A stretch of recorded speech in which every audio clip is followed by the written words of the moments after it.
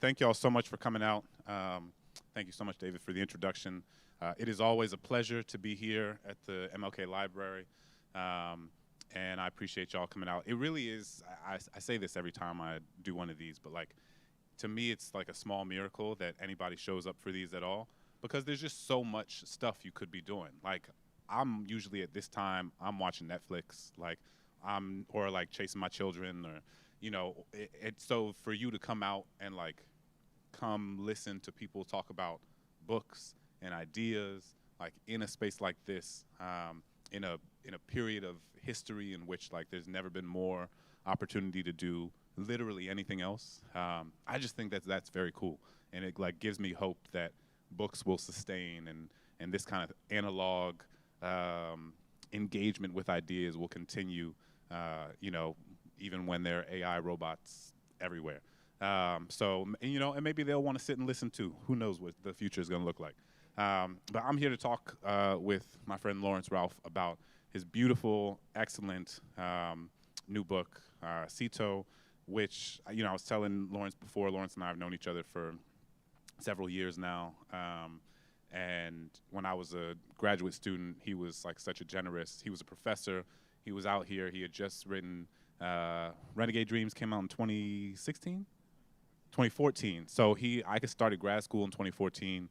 Lawrence had written this book that like took the anthropological and sort of racial justice field by storm. And he was always so kind and so generous to me, which not all professors are to graduate students. So that meant a lot, and I've admired his scholarship and his work for so long, because it is comes from a place of deep empathy, deep ethical commitments, and as we'll talk about today, not being afraid to sit in and wrestle with the sort of moral complexities of a lot of these issues that I think sometimes can be spoken about in ways that flatten the complexity of them. But Lawrence, as you'll see when you read this book, really leans into the difficult questions and doesn't attempt necessarily to find easy answers or easy solutions, but instead like ask us to sit with the cognitive dissonance and the tension, and both systemically and interpersonally, which is something that I find really valuable in this sort of scholarship. So Lawrence is gonna read for us for a few minutes, and then we'll hop into conversation. Oh, you gotta turn it on. Slide it this way. Greg, can you hear me? Yep. All right. It's a pleasure to be here. I just want to read a little bit from the prologue of the book, Cito, which really sets up the main concerns that I'm wrestling with in this book.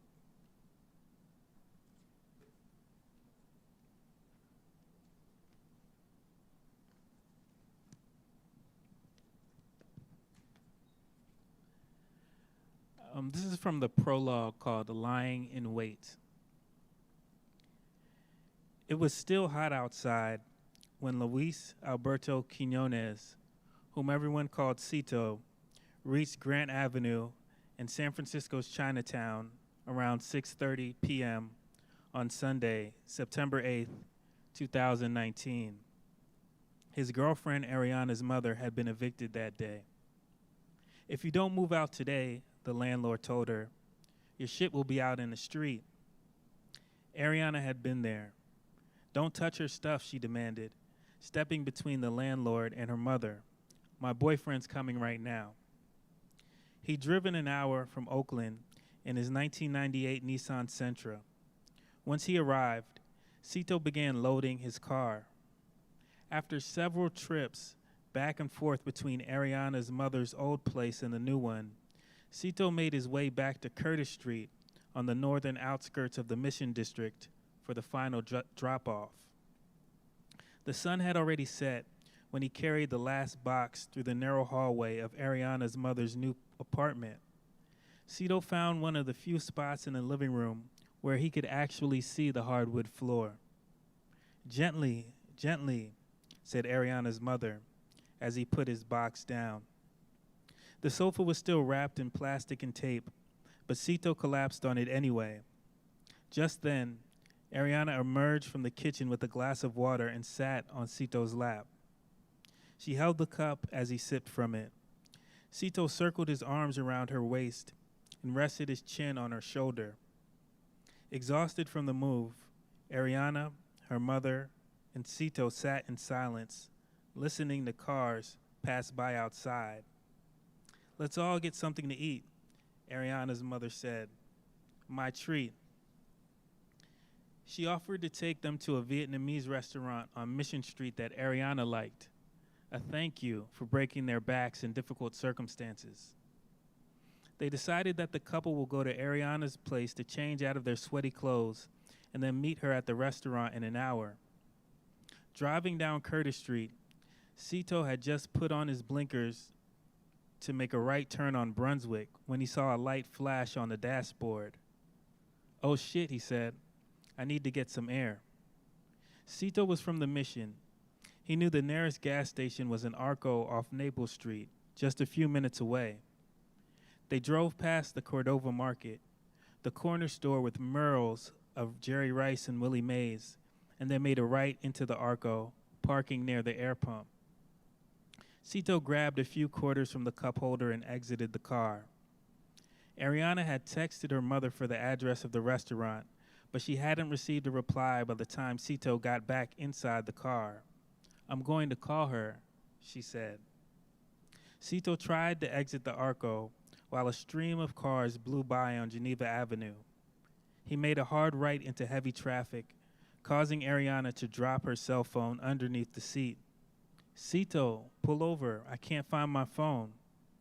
He made the next right onto Athens and pulled over on the street of small houses. Ariana bent over in the seat, hands searching across the floorboard for her cell. Meanwhile, a person in a hooded sweatshirt stepped up to the Nissan's driver's side window.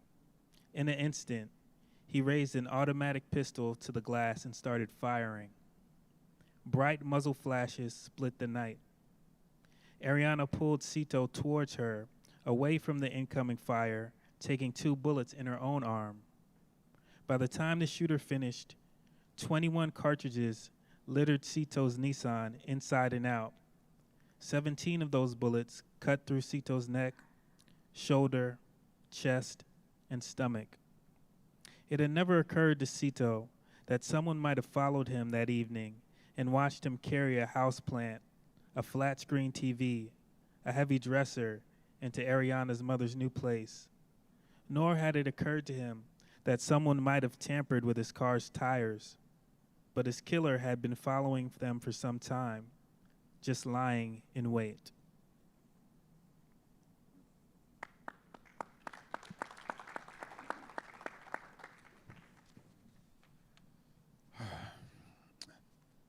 I'm really glad you read that because I think it gives the audience like really important context for what happens in the book.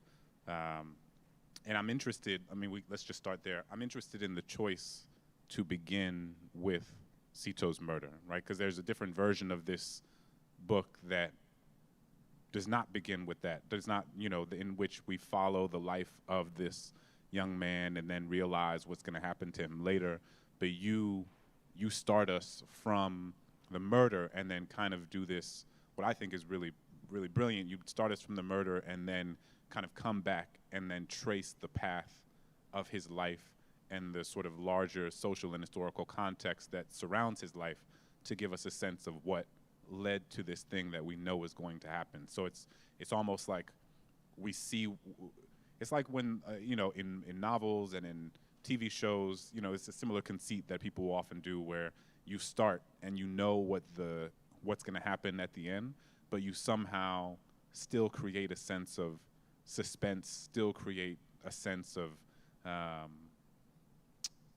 the narrative, the story is still propelled forward so effectively, even though we know what's going to happen because we want to know how he ended up, like how did this young man lose his life in this way? Can you talk about the decision to start it like that? Did you always imagine it beginning like that, or is that something that came later in the process? Yeah, that's something actually that came later in the process. As I was doing drafts of the book, I wrote so many versions of this book. But I think ultimately, I decided to do that because I wanted to tell the story behind the story. I think there's a way in which we think we already know what happens, and we see headlines about this kind of thing all the time. We see headlines that say, oh, 36 young people were murdered this weekend in Chicago, or, a young man in the Mission District was murdered. And we think that we know the story, right? But we don't know the story. We don't know what they were doing that day, what they were thinking, who they were with, what they were going to do, what their motivations were, what their life was like. And so I wanted to start that way to give the reader a sense of who Cito was, what he was doing in on the day that he died, and then peel back the layers of that so you can understand more of his life. And I also wanted to kind of instill a sense of urgency in the reader, so that the reader really gets the stakes of this kind of book and the heaviness and the weight of it right away. Right. And if it wasn't clear from the prologue, Cito is not just like a person that you found as you were doing your research. This is not simply for you, it never is, but, this is not just an academic exercise. It's not just an intellectual exercise. Cito is someone who is a member of your family. Can you talk about your relationship to Cito and how you came to get to know him? Yeah, thank you for that. So Cito is my stepson's brother, and I often heard about him. I didn't have that many interactions with him, but I knew of his life. Part of the reason why I knew of his life is because some extraordinary things happened in his life, even though he died at 19. He was murdered at 19. And one of the things that happened to him when he was 14 is that he himself was falsely accused of murder and was arrested in juvenile hall. And that arrest really changed the trajectory of his life. And so part of me knew of Cito because of the things that I was doing at the same time. I was working in juvenile halls. I was working with gang-affiliated youth, and I was seeing many Citos. I was seeing many people who had similar fates. So in a way, his life was extraordinary because of these things that happened to him, but in another way, his life was very familiar to me. And so when he died, I felt prepared to write this book in a way, even though I didn't know I was gonna write it. I felt that everything I had written up until that point really prepared me to write this book. And what's interesting about Cito is that he is not someone, his life is so fascinating because I think it captures so many different aspects of the way that young people engage with the criminal legal system, in the sense that he is someone who, as you said, someone who was accused of murder himself and ultimately got released because there was video footage that ended up coming out that showed that he did not commit the murder himself. He's also someone who was murdered, as we find out in the prologue. And he's also, but in between that, he's also someone who was an activist, right? He's someone who was like really proactive and really engaged on a community level and on a sort of state and national level, advocating for public policy, advocating for criminal justice reform, advocating for legislation that would change the circumstances of kids who were growing up, around him in the same sort of, precarious sort of, in this occupying the same sort of precarious space in our larger social infrastructure. Can Can you talk a little bit more about his activism specifically? Because I thought that was so interesting and so compelling, because sometimes it can, as you say, when these are caricatures or like nameless people that we just hear about on the news, we don't it can seem very as if they're just passive, like passive recipients of the things that happen to them. But Cito was, I think, emblematic of the idea that many young people, many people in a lot of these communities that are plagued by gun violence, that are plagued by poverty, are actively engaged in trying to alleviate the circumstances that they themselves are subjected to. Right. I think that's a key point of it, and a key point of the story. That's at the heart of the story, because Cito was incarcerated at 14 for a crime that he didn't commit. And when that happens, young people can have an especially hard time, because what the youth incarceration tries to make people do, what incarceration in general tries to make people do, is to show remorse, show that they're sorry, show that they are going to change their lives around when they get out, especially if they're a young person. And when you're unable to show remorse because you haven't done anything wrong, you get labeled as defiant, and you get labeled as a problem, right? And so his time in juvenile hall was particularly harsh because of that. He was the youngest person at the time he was incarcerated, and he was labeled as someone who didn't listen, who was stubborn, who was defiant, who was a murderer, all right? And so he saw the injustices of it. He was treated very badly, but that also sparked a political consciousness in him. And he knew that it was wrong for him to be there, and he knew that there were some fundamental aspects of his incarceration that he wanted to change, and he didn't want people to experience that. And it took some time after he got out, but he eventually found organizations that were working on police and prison abolition, and he worked with them, and they had a lot of successes. And one of the things that they did was to get the San Francisco Juvenile Hall, where he was incarcerated, to shut down and reorient its programming around less punitive measures. And so that was his life's biggest accomplishment at 19. And the irony of it is that, on the one hand, in part because of the work that he did, the person who murdered him, who was also a juvenile, had an easier time incarcerated than he did. But on the other hand, Cito's family and friends knew that he didn't want violence, that he wasn't about violence, and that he wouldn't want them to retaliate, or he wouldn't want them to get incarcerated or to get killed in seeking vengeance on behalf of him.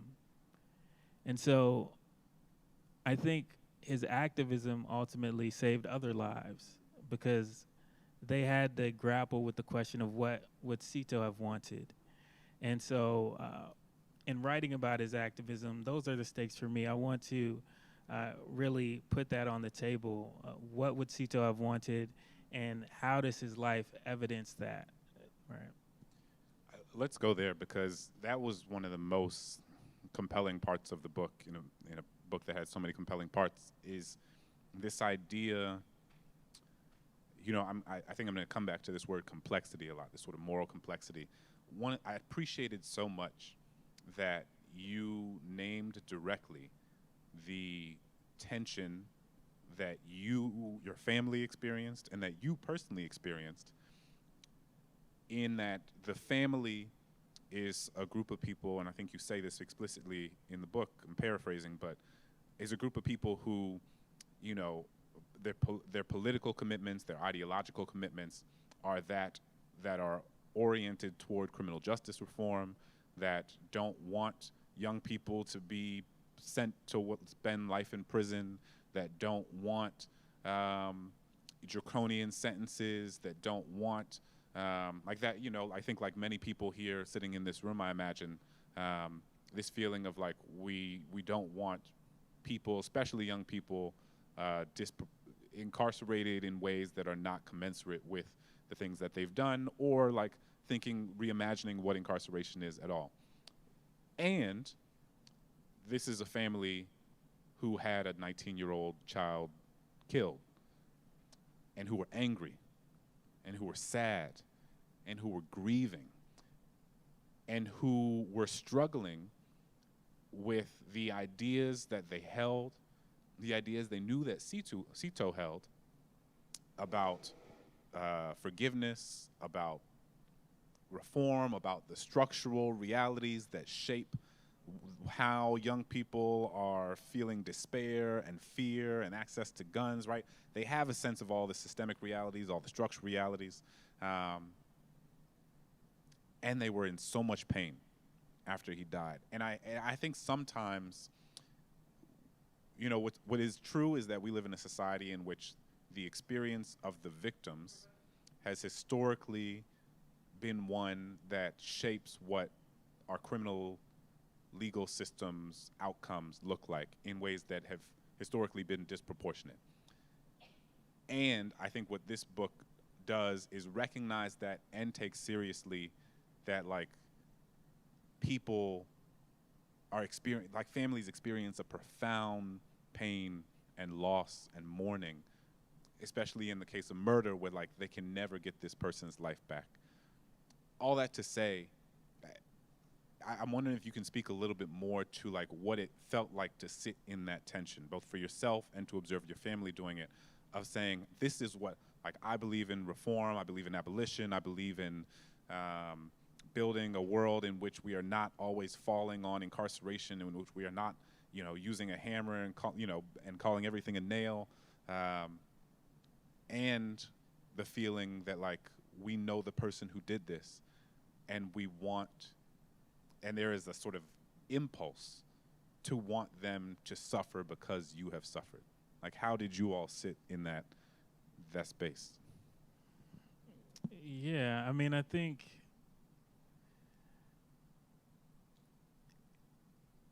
it's extremely difficult and uncomfortable, and that's the first thing to realize. And as an anthropologist, I learned, and this is why I say I think my first two books prepared me to write this one. Like, one of the things I learned early on as being an anthropologist is when you're uncomfortable, that's when something is significant. Because when you're not uncomfortable, that means you're taking everything for granted and that things are as you expect them to be. But when you're uncomfortable, there's something going on and you didn't quite anticipate it, something, and sometimes you don't even know what that is or where that feeling's coming from, but it's significant, right? And you have to return to it and you have to dwell on it and figure out why was I so uncomfortable in that moment, right? And so I had a lot of those moments, right? Particularly around the idea of justice, the idea of politics, the idea of progressive politics and abolition. And one of the main examples that I talk about in the book has to do with the murder sentencing of young people, and Cito's killer in particular. So there was a vast spectrum within the family on what should we think about Cito's killer? How should we advocate for justice?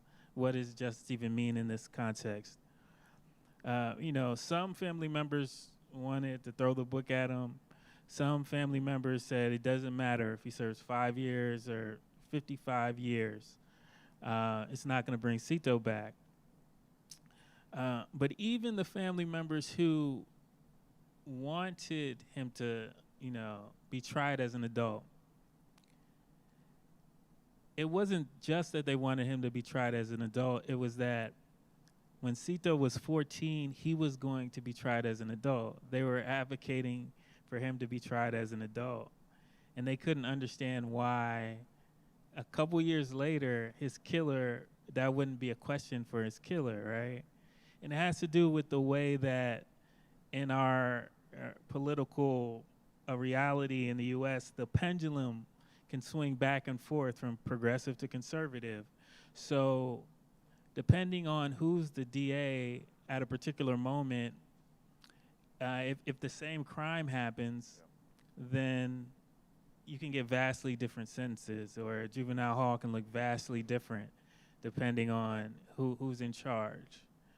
And that was one thing that really I was feeling uncomfortable about, not just because, okay, my progressive ideals say that I shouldn't want a harsh sentence for this young man, but I had to acknowledge that it does make the justice system seem arbitrary when we operate in that way. And I had to challenge the way that I think about politics. I think often as a progressive, we think strategically, like, okay, we get our person in there, then we get our person in there, and then they'll make the right choices on behalf of us.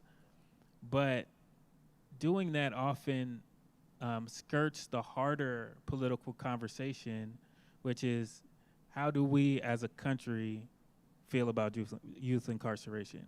How do we as a country feel about juveniles? And we're not taking those stances, and we're not making those arguments, and we're just hoping to strategically get our people in there. And that was the thing that I had to realize, because when there's no accountability, it makes it seem like the person's life is not valued by the family, that the government doesn't value this life, that no one values this life.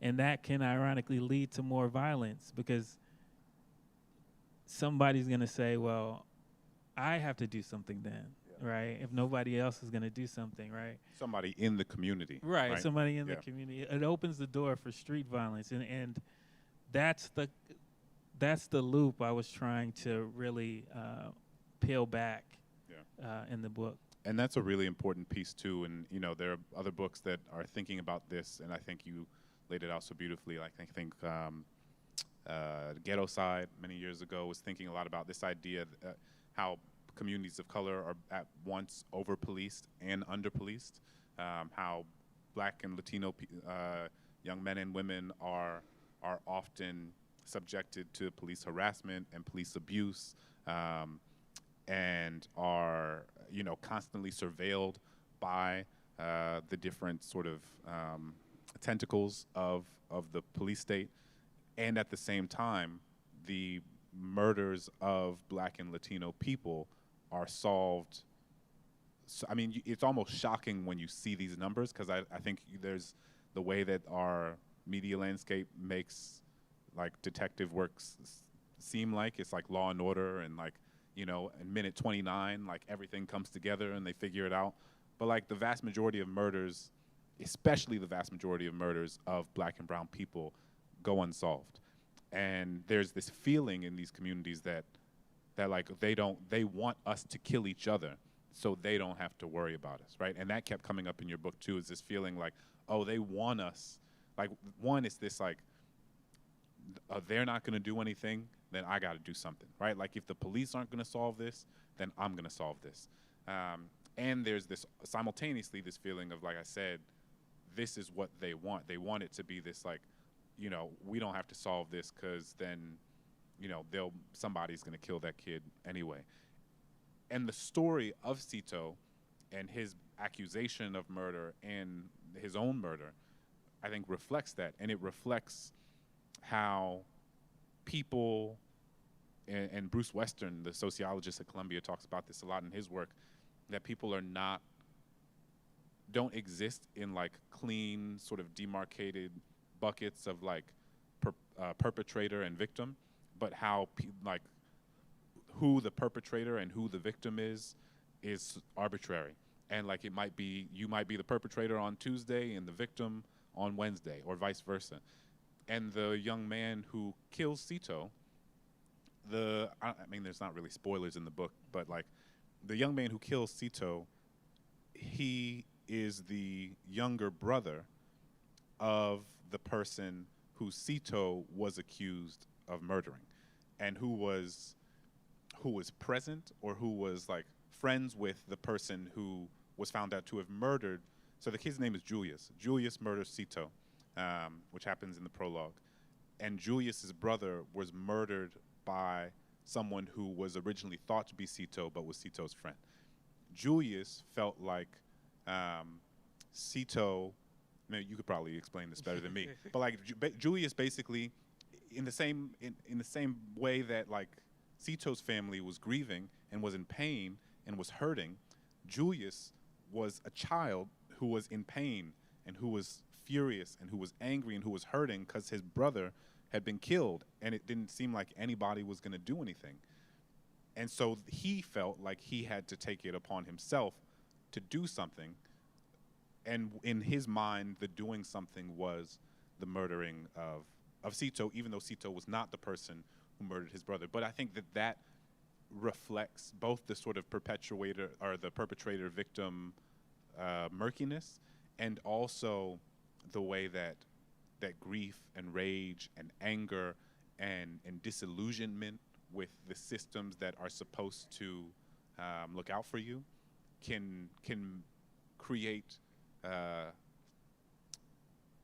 people who end up being victims of your grief, who actually did not have anything to do with the thing that caused your grief in the first place. Yeah, definitely. I mean, I think there's many ways that the book revolves around that scene, right? And this is the scene where Sito is this is the scene where he would get arrested at 14, and so Sito is walking in the mission with an acquaintance of his, and he encounters Rashawn and Julius. Rashawn is a person that Sito had an on and off relationship with. They were friends or enemies, friends, enemies. In middle school, this is both of their first year of high school. They see each other. They begin arguing. The person with Sito lunges at Rashawn, stabs Rashawn. Julius is there. Julius and Rashawn run in one direction. Sito and Miguel run in a different direction. Now, that incident changes the trajectory of all of their lives, and this is what you're saying, right? Who is a victim and who is a perpetrator in that instance is very murky, because Sito would be accused of murder. Miguel, who actually stabs Rashawn, would die a year later. He would be murdered. Rashawn would die later that night. And Julius would murder Sito and be arrested. Now, Sito's life obviously changes because he's accused of this murder, and that accusation haunts him for the rest of his life. Even Miguel, though, stabbing someone one time and it resulting in death is an extremely rare occurrence. It could have easily not happened, just as they could have easily missed each other on the corner, and that stabbing could have, resulted in a wounding, but the fact that it hit the right spot at the right time with the right force that resulted in Rashawn's death would then lead to Miguel's death later. And Julius witnessing that at 12 years old would forever change the course of his life. And so part of the injustice of the story, part of the tragedy of the story, is while the police arrested Cito and incarcerated him, they eventually have to let him go because there's video footage that shows that Cito is not the one who stabbed Rashawn. But the police never arrest Miguel, who actually stabbed him, right? And so that leaves everyone feeling in the community like they don't care. Why aren't they doing anything? Why are they hyper policing in one instance and then not doing their job in another instance? And that lack of accountability, again, opens the door for street vengeance. And what I'm trying to show is how much the emotions of vengeance are embedded within our criminal justice system, how they're almost baked into our criminal justice system. Because on the one hand, a DA is going to look to the mother of the person who's being killed and say, look, I have to be tough on crime no matter what anybody says, because look at this mother, look at the way she's grieving, something has to be done, the streets are out of control. Or if they don't do that and they do nothing, then people feel that way anyway and take it into their own hands. And so how can we recognize that and see it as a vital part of how people feel and still not be beholden to it, right? How can we tease out those emotions and really think about what we can do and open the way for healing in a way that impacts the system? I want to give folks in the audience an opportunity to ask any questions you might have. We got the mic back here. If you have a question, feel free to raise your hand. We got a little bit of time left.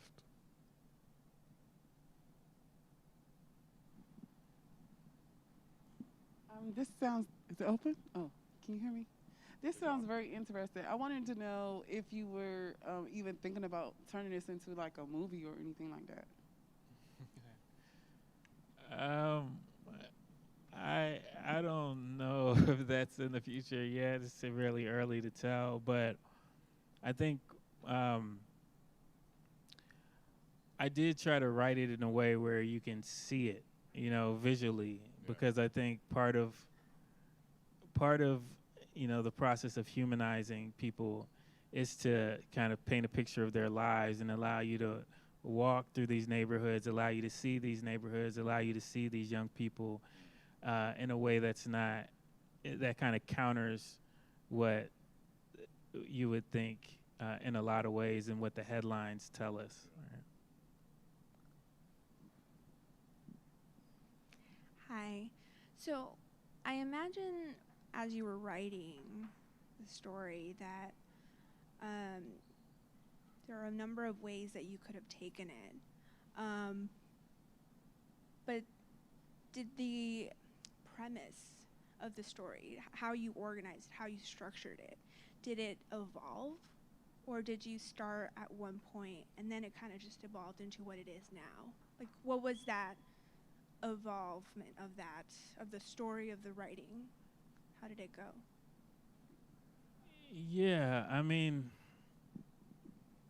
it definitely evolved, and it evolved, I think, by virtue of different people's eyes looking at it. In this in particular, as I was writing, I was often sharing with my family members about different aspects of Cito's life. And, part of it is I wanted it to be so that anyone could kind of get to know him as you're reading the story. But then, again, there were parts where I had to emphasize certain things, to dwell on certain experiences, like his experience being incarcerated as a youth. And those kind of went deeper than I first anticipated. And there was also moments where I had to say, well, you actually have to understand Cito's father now to understand him better. You have to understand his mother. You have to understand his grandmother, right? And those took on different kind of plot lines as well as I unfolded those things outward into his story. And there was moments where I said, well, actually, you need to understand something about me and how I encountered this and my experiences. So it evolved in that way. It evolved in a way where I was kind of opening it up and kind of deepening it in order to kind of enhance the contradictions that I was encountering while telling the story. And I'll just add that, like, I think that that's one of the things that makes the story so rich, is that it is not, you know, I mean, we've already talked about like how cinematic it feels, right? That it's almost the circumstances that that exist at the center of the book are almost, I mean, it does feel like you're watching something unfold in a film, so to speak. But the real strength of the book for me exists in the ways that you use the family members, like his mom, his dad, siblings, the sort of larger community around them, and show the way that this murder has impacted them, and show the way that, like, it's just like a family who's just trying, right? Who's just like raising kids, working, trying to do, like, pursue their own dreams, their own goals, while also like raising thoughtful, cognizant kids in a world that can make it really difficult. I thought that one of the successes of the book was really its ability to capture the sort of dynamism of this family as they experience this like emotional turbulence that, you know, it's inevitable that you sit there like I did and you just like imagine what it is to lose a child in this way, and to know that it exists as a possibility because you're around it, and to feel and to try so hard to protect them from having that happen, and then to still have them still witness it happen anyway.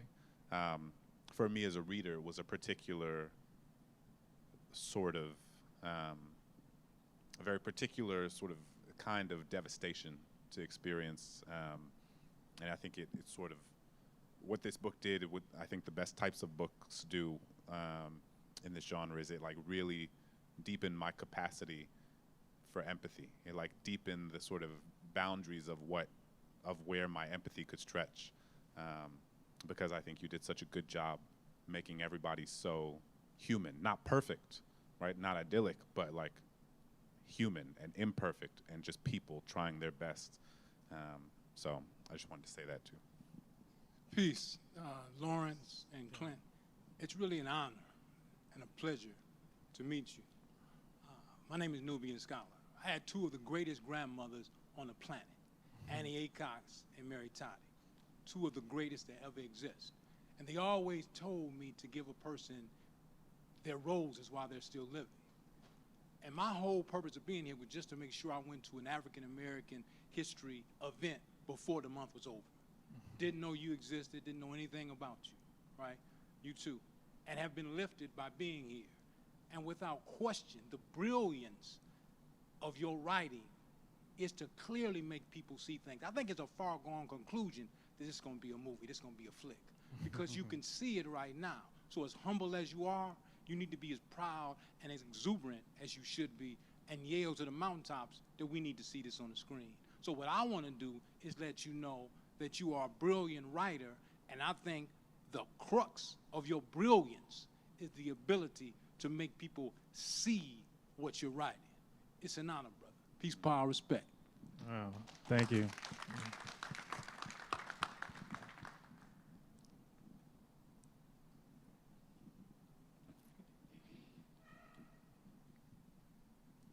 First of all, sorry for your loss, really, and for the loss of so many other family members, parents, whatever, lost to gang violence and oppression, everything that happens.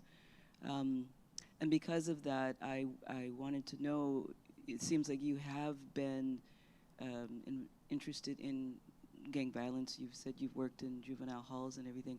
How did you come to want to become involved in that work?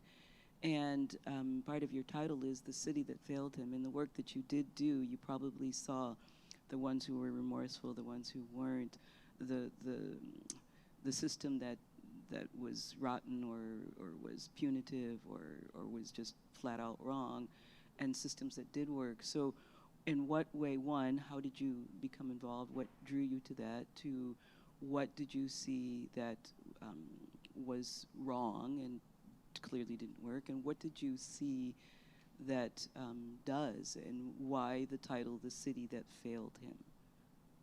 Yeah. Thank you for that question. Well, I got started doing kind of anti-violence work while I was a graduate student in Chicago, and I worked with a lot of young people who were gang involved. But the most striking thing about that experience to me was that I encountered a lot of young people who were in wheelchairs and had been disabled as a result of being shot. And so that became the focus of my work, is how do you see your life before and after you've been shot, and how does that moment cause you to reflect and see the world differently? And doing that work is when I realized that my scholarship is not just about violence, but it's more specifically about injury. It's about the violence that happens, but also how people recover from that violence and heal from that violence. And so in everything I do, I try to make sure I look at both sides of that. What is happening in terms of violence, but what are people doing on an individual level and on a communal level to heal? And so part of the reason why the city failed Cito is because I think first in that label of youth murderer, a lot of things were attached with that. There were media campaigns that were vilifying him from the age of 14. There were schools that gave up on him, that said he belonged in prison. And once he got out, there wasn't anything to catch him. There wasn't any kind of institution that understood both his trauma, but also tried to help him heal, help him repair. He eventually found that in activism. And so I think what I try to articulate in the book is that there are ways in which you can harness people's experiences, you can validate those experiences, even if they've been very hard experiences, in order to make them feel empowered and make them feel like they have a say in how society can change. And I think those are the kind of organizations that really try to do that in an earnest way, some of which Cito was a part of. Those are the organizations that can make a real difference.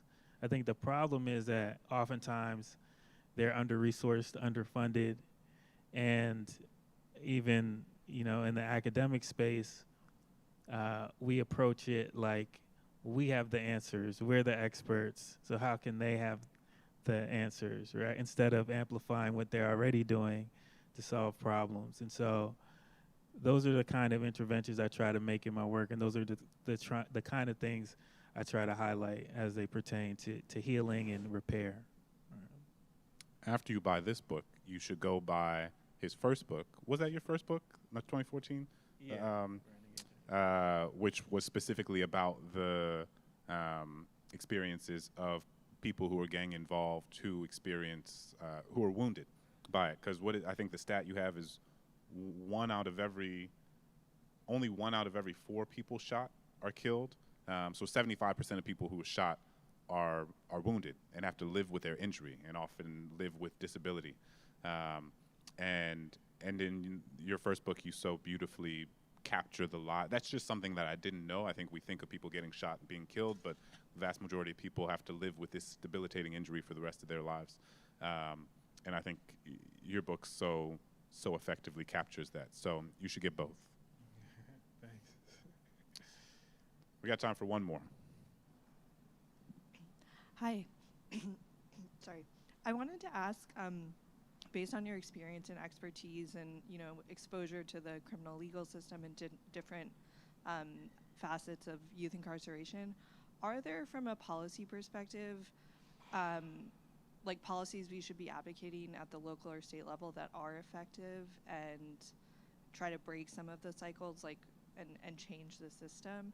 Just wondering if there are things like for people who want to be involved or looking for politicians that they should be putting forth. Yeah, I mean, I think one thing that definitely comes in the book is that there's a big gap between how we help people heal from how we help families and the resources that we give to families after they've had a tragic thing happen in their lives. And so that lack of resources, then I argue, actually exacerbates violence because, again, Julius was 12 when he witnessed his brother get killed, and there was no mechanism for him or his family to grapple with that in a way. There was no resources for that. The resources were for incarcerating the people who they said did it, right? But it wasn't for the family, right? And so how can we think about those kind of policies at a local level that can give resources to communities that have been impacted, and think about restorative justice in that way, in a way that brings everyone that's affected by a death and provides resources for that, and I think we can do it in a way that I think oftentimes we think of restorative justice, there's a lot of emphasis put on the victim and the perpetrator, right? But again, as Clinton was saying, there's all sorts of ways where those lines aren't as stark as we perceive them, and people can be victims and perpetrators at the same time, in the same family, or at different points in their lives. And so we kind of need resources to understand that without kind of reinforcing these dichotomies between good people or good kids and then bad kids, which exacerbate the problem. So Lawrence's book is for sale outside. Sometimes people come to these talks and I'm gonna go get it off of Amazon later, or don't do that. Loyalty Bookstore, wonderful local bookstore, Asian-owned, Black-owned. Buy it from them, support them. It's gonna, apparently it's gonna be a movie one day, so get it before it becomes a movie. And everybody give Lawrence a round of applause. Thank you, Clint. Thank you.